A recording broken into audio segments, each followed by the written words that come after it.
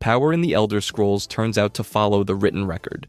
From prophecy written about the Nerevarine before he existed, to a prisoner holding the gates of oblivion shut for all of Tamriel, to the last Dragonborn who defeated a god. That's why today I'm ranking all 6 protagonists from weakest to strongest and measuring exactly how much of that power the lore actually confirms. Starting with the one whose entire legend rests on standing next to a brass golem that rewrote reality around him. The Agent. The Agent has the thinnest combat rang of anyone on this list, and somehow gets the best seat in the house for the strangest ending the series has ever produced. That's the whole contradiction sitting at the bottom of this ranking, and it does not get less strange the longer you look at it. The job reads like courier work. The outcome reads like the region forgot how geography is supposed to work. The Agent is the hired hand at the center of Daggerfall, dragged into a decades-old political mess across High Rock and Hammerfell while chasing down a missing letter for a dead king. That letter connects to the Numidium, a Dwemer brass automaton the size of a keep, built by a vanished civilization and capable of bending the rules the rest of Tamriel has to live by. Nearly every faction with a stake in the succession wants it. The Underking wants it destroyed. The Empire wants it running. Knightly orders and dark factions alike want a piece of the same machine, and the Agent is the one guy running between all of them holding the keys. At the climax, the Numidium activates and the ending refuses to pick a single outcome. Multiple resolutions to the succession crisis all get locked in at once, in the same territory, an event the game itself calls the Warp in the West.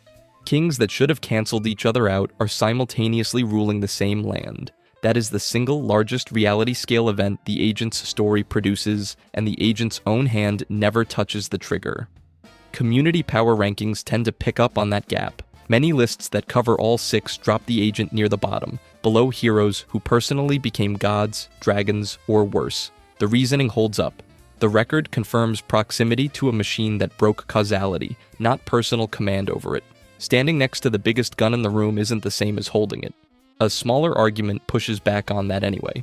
Nothing in the text credits the Agent with bending reality personally, but a minority of fans treat standing at the exact center of a causality break as a power feat in its own right, on the logic that survival that close to a rewrite of the world counts for something. It's a thin case built on one location and one event, but it's the honest floor for this list. 5 other heroes get pages describing what they became, and the Agent gets a footnote next to somebody else's machine. Standing next to a machine that rewrites reality is one kind of exposure. There is a hero who got closer than that, close enough that something reached in and took the one thing a person cannot survive losing, and they got up and kept working anyway. The Vestige. A god reached into a mortal's chest, stole their soul, and the mortal walked away from that theft and won. That is the fan case for the Vestige, and it is one of the loudest in the ranking. Molag Bal, Daedric Prince of Domination and Enslavement, runs a scheme in the Elder Scrolls Online called the Plane Meld, an attempt to physically fuse Nirn with his own realm of Cold Harbor and drag every living soul on the planet into his personal dominion forever. The opening minutes of the game are the Vestige getting sacrificed to that plan, soul ripped out and banked in Cold Harbor like currency. Most heroes on this list earn their power. The Vestige survives having it stolen first. That distinction matters more than it sounds. The game keeps circling back to the fact that the Vestige is soulless for a meaningful stretch of the story, restored only through Meridia's intervention, and still expected to function as the one person capable of stopping a Daedric Prince's endgame. A hero who beats a god while short one soul is operating on a different axis than a hero who simply trains hard and wins a fight. The Vestige spends real chapters of the story in a state no ordinary mortal survives and still finishes the job. A vocal portion of the fanbase puts the Vestige at or near the very top of the entire Elder Scrolls cast in large part for this reason. The argument is that a direct personal defeat of a Daedric prince outranks an ending where some other hero gets handed a crown or a title after the credits roll. Beating Molag Bal in single confrontation, according to this camp, is a cleaner win than an off-screen coronation. The sharper version of that argument leans on repetition rather than a single fight. A hero who keeps functioning after a metaphysical destruction event, rather than a hero who peaks once and stops. That case holds up. It also runs straight into the problem the whole ranking keeps hitting. The vestige is the hardest of the 6 to line up beside the others, because Iso never hands them a single named title or a fixed canonical fate the way a written epilogue would.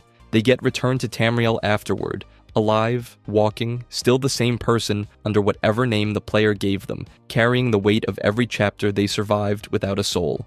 The plane meld gets closed. The hole it opened stays.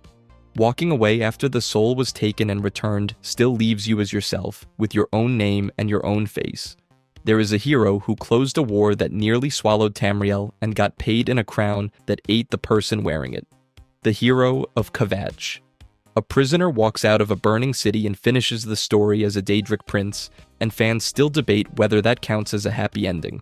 The hero of Kvatch starts the game as a nobody in an Imperial city cell, watches an emperor bleed out in front of them within the first hour, and inherits a war they never signed up for. Mehrunes Dagon opens dozens of portals across Cyrodiil in waves. Cities come under siege one by one, and the only thing standing between the province and total collapse is a convict with a dead king's amulet and no last name anyone remembers. That's the Oblivion Crisis, and closing it is the single biggest act of any protagonist covered in this ranking so far. A war fought on a continental scale against a prince who wants to burn the mortal world down and build his own on top of the ashes. Somewhere in that war is a person who just wanted out of a cell, not a seat at the table with gods. The champion of Cyrodiil wins anyway. Dagon gets shoved back through his own portal, the dragonfires get relit, and the hero who used to be nobody becomes one of the most celebrated figures in Tamriel. No paperwork, just a parade. That should be the end of the story. It's the ending Martin Septim died for, and the credits roll like the job is finished. Then the DLC picks the hero back up.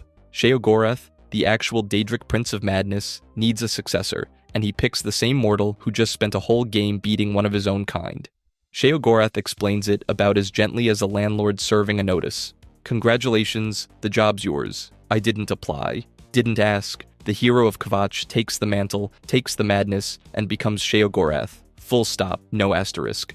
A mortal who stopped a prince spends the sequel becoming one, and that's one of the few endings among these heroes that lands on an actual throne. That single fact tends to split rankings of this hero into two arguments. Some fans treat this as the ceiling of the entire series, a mortal who beat a prince and then got handed the job, outranking anyone who simply wins a fight and goes home to a hero's welcome. Others point out that the person who walked out of that cell in Kvatch doesn't get to enjoy the promotion. Some push that reading further and argue Sheogorath remembers being the hero of Kvatch, roughly the way a house remembers the family that used to live in it.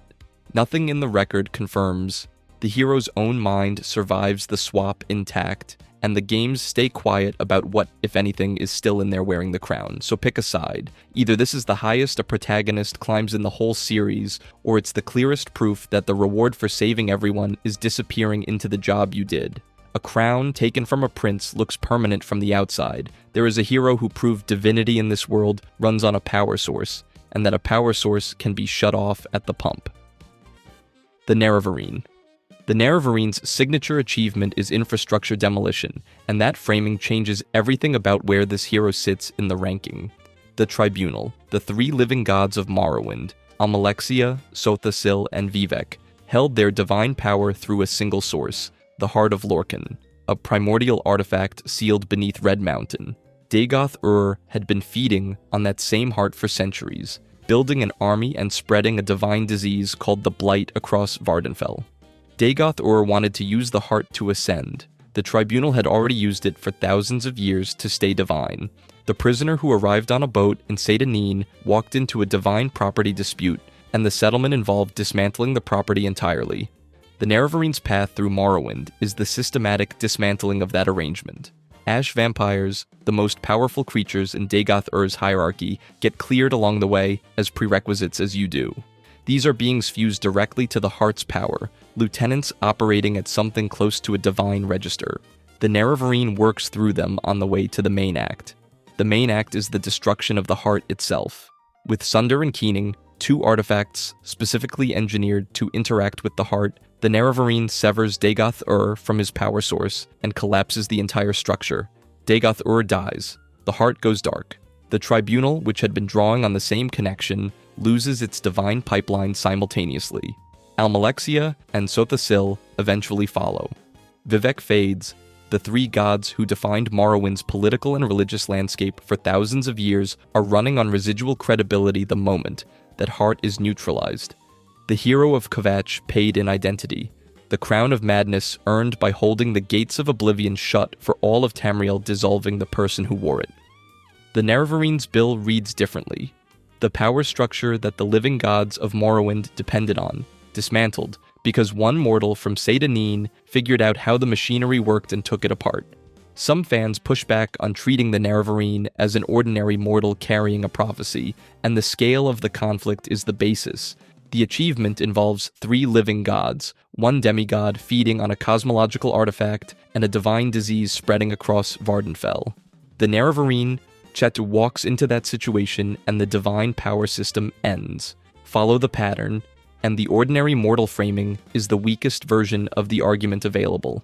The documentation here is thinner than for the hero of Kvatch, and the canonical record on exact mechanisms is lighter than for some other entries in this ranking. The Godkiller reputation draws heavily on community consensus alongside the canon text. That consensus, though, is built on actual events. The heart goes dark, the tribunal collapses, and the Nerevarine is holding the 2 artifacts that made it happen. The godhood everybody else in this ranking is climbing toward turns out to be a machine with a switch. One prisoner from Morrowind found the switch. Breaking a stolen godhood takes a prophecy, a plague, and years of war. There is a hero who was born already holding the mechanism, feeding on the essence of the oldest creatures alive as an opening move. The Last Dragonborn.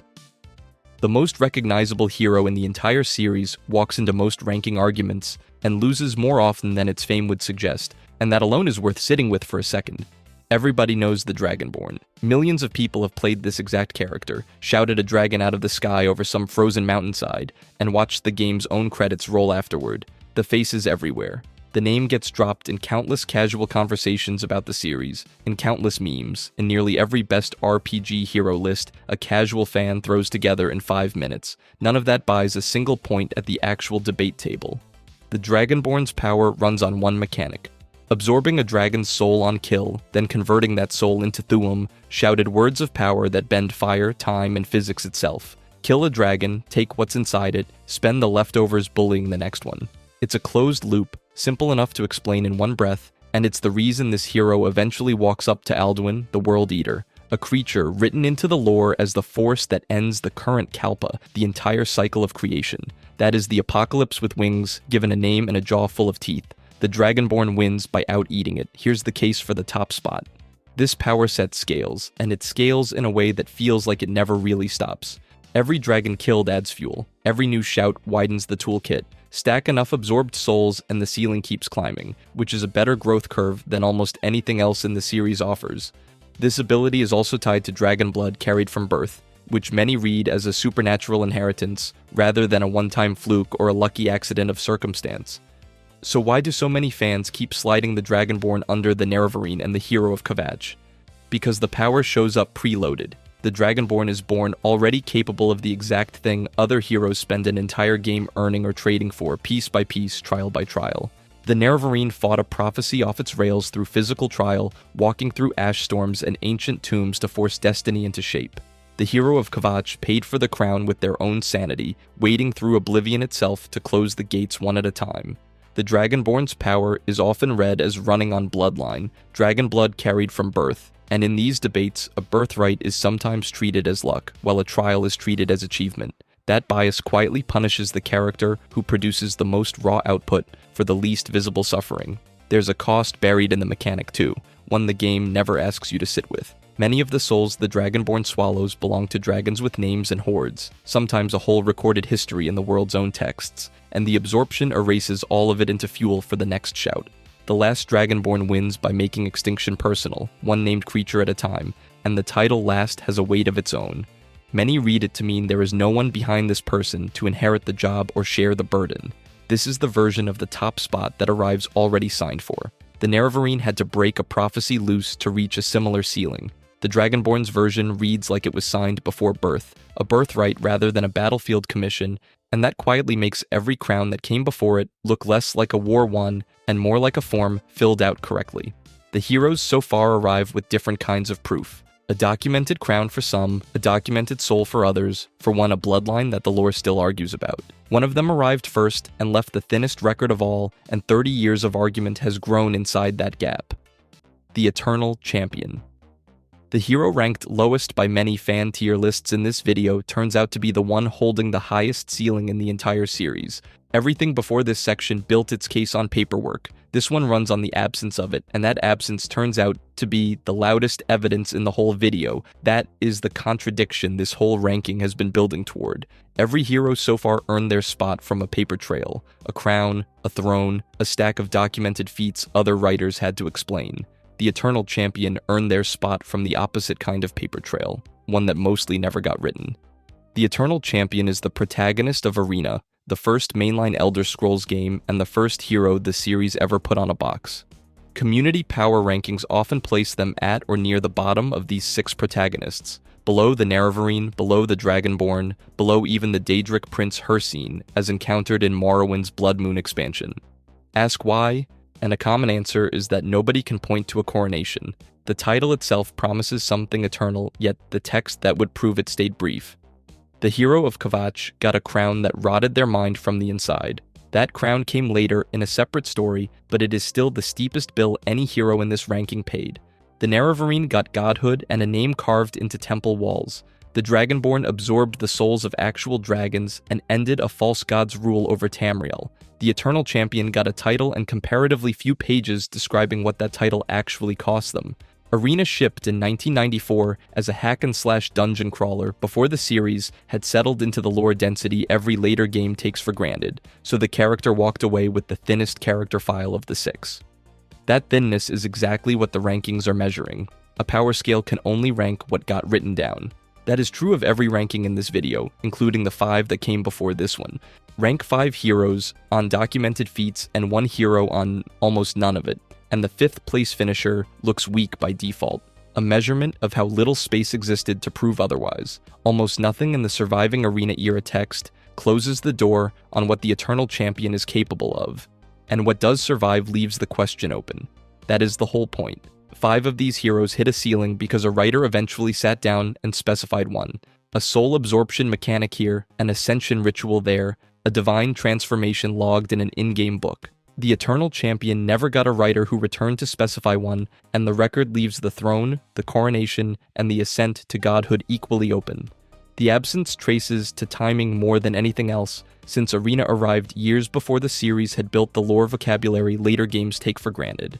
That gap plays as an unmade argument, and the canon does not rule out a ceiling for the Eternal Champion nearly as precisely as it specifies one for the other 5 heroes. That is a leap, and it is labeled as one on purpose, because the same absence that sank the character's popularity ranking also removed every later writer's chance to cap them. Every other hero on this list traded their name for a title the record remembers instead of them, a prisoner who saved Tamriel and lost their own mind for the trouble, a leader crowned into ritual, a slayer folded into a legend. The Eternal Champion made the exact same trade, walked into the same kind of fire, and came out the other side with almost no paperwork to show for it. The rankings call that a loss. It is closer to an unfinished sentence, and an unfinished sentence can end however the evidence someday allows it to. Every rung on this ladder so far got its height measured in ink, and the one hero measured in silence just cleared all of them. The Eternal Champion was written first and described least, which leaves the oldest hero in the series as the blank page every other hero gets measured against, and a blank page holds whatever the argument can carry. If you enjoyed this video and want to see more, click the video on the screen now.